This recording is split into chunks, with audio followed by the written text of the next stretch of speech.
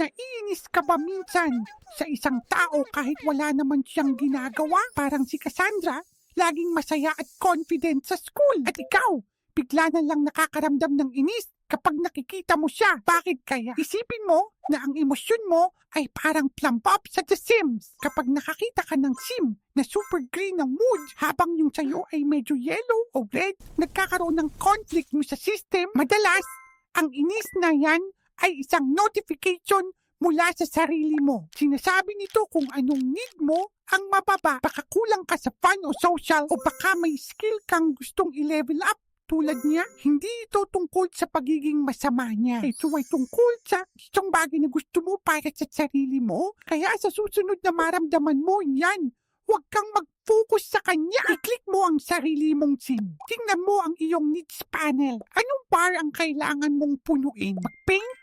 Tumawag ng kaibigan? Kapag napuno mo na ang sarili mong needs, mapapansin mo, biglang mawawala yung inis. At yun ang pinakamahalagang quest sa laro ng buhay.